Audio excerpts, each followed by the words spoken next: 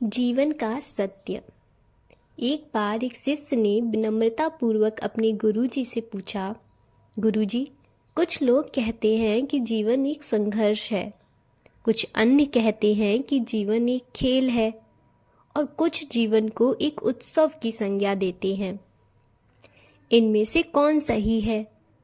गुरुजी ने तत्काल बड़े ही धैर्यपूर्वक उत्तर दिया, पुत्र, जिन्हें गुरु नहीं मिला उनके लिए जीवन एक संघर्ष है। जिन्हें गुरु मिल गया उनका जीवन एक खेल है। और जो लोग गुरु द्वारा बताए गए मार्ग पर चलने लगते हैं, मात्र वे ही जीवन को एक उत्सव का नाम देने का साहस जुटा पाते हैं। यह उत्तर सुनने के बाद भी शिष्य पूरी तरह से संतुष्ट ना था। गुरुजी ने इसका आभास हो गया।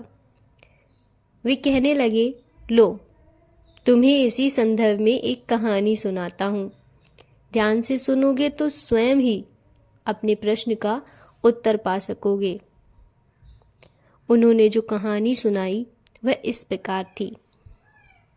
एक बार की बात है कि किसी गुरुकुल में 3 शिष्यों ने अपना अध्ययन पूर्ण करने पर अपने गुरु जी से यह बताने के लिए विनती की कि उन्हें गुरु दक्षिणा में उनसे क्या चाहिए। गुरुजी ने पहले तो मंद मंद मुस्काए और फिर बड़े स्नेहपूर्वक कहने लगे, मुझे तुमसे गुरु दक्षिणा में एक थैला भर के सूखी पत्तियां चाहिए, ला सकोगे?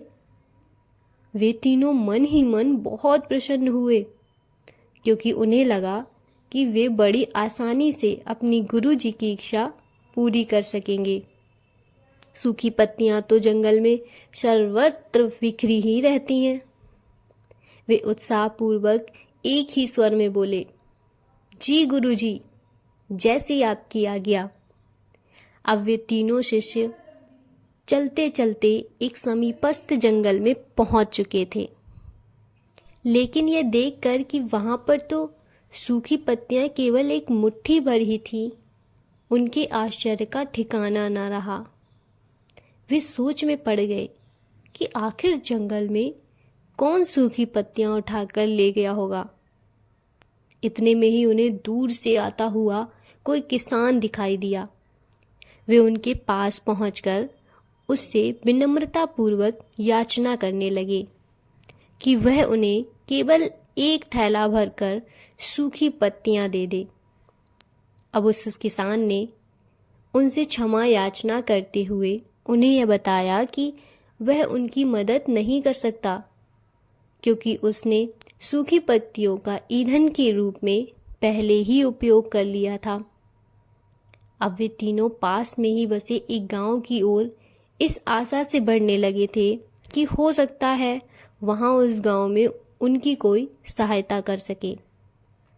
वहां पहुंचकर उन्होंने जब एक व्यापारी को देखा तो बड़ी उम्मीद से उससे एक थैला भर सूखी पत्तियां देने के लिए प्रार्थना करने लगे। लेकिन उन्हें फिर से एक बार निराशा ही हाथ लाई, क्योंकि उस व्यापारी ने तो पहले ही कुछ पैसे कमाने के लिए सूखी पत्तियों के दोने बनाकर बेच दिए थे। लेकिन उस व्यापारी ने उदारता दिखाते हुए उन्हें एक बूढ़ी माँ का पता बताया, जो सूखी पत्तियां एकत्रित किया करती थीं। पर भाग्य ने यहाँ पर भी उनका साथ नहीं दिया, क्योंकि वह बूढ़ी माँ तो उन पत्तियों को अलग अलग करके कई प्रकार की औषधियां बनाया करती थी। अब निराश होकर वे तीनों खाली हाथ गुरुकुल लौट आए। गुरुजी ने उन्हें देखते ही स्नेह पूर्वक पूछा, पुत्रों, ले आए गुरु दक्षिणा? तीनों ने अपना सर झुका लिया। गुरुजी द्वारा दोबारा पूछे जाने पर उनमें से एक शिष्य कहने लगा, गुरुदेव, हम आपकी इच्छा पूरी नहीं कर सके। हमने सोचा था कि सूखी पत्तियां तो जंगल में सर्वत्र बिखरी ही रहती होंगी, लेकिन बड़ी ही आश्चर्य की बात है कि लोग उनका भी कितनी तरह से उपयोग करते हैं। गुरुजी फिर पहले की तरह मुस्कुराए और प्रेम पूर्वक बोले, निराश क्यों होते हो, प्रसन्न हो जाओ। और यही ज्ञान कि सूखी पत्तियां भी व्यर्थ नहीं हुआ करती, बल्कि उनके भी अनेक उपयोग हुआ करते हैं। मुझे गुरु दक्षिणा के रूप में दे दो। तीनों शिष्य गुरुजी को प्रणाम करके खुशी खुशी अपने अपने घर की ओर चले गए। वह शिष्य जो गुरुजी की कहानी एकाग्र चित्त होकर सुन रहा था, अचानक बड़े उत्साह से बोला, गुरुजी, अब मुझे अच्छी तरह से ज्ञात हो गया है कि आप क्या कहना चाहते हैं। आपका संकेत वस्तुतः इसी ओर है कि जब सर्वत्र सुलभ सूखी पत्तियां भी निरर्थक या बेकार नहीं होती हैं, तो फिर हम कैसे किसी भी वस्तु या व्यक्ति को छोटा और महत्वहीन मानकर उनका तिरस्कार कर सकते हैं। चींटी से लेकर हाथी तक और सुई से लेकर तलवार तक सभी का अपना अपना महत्व होता है।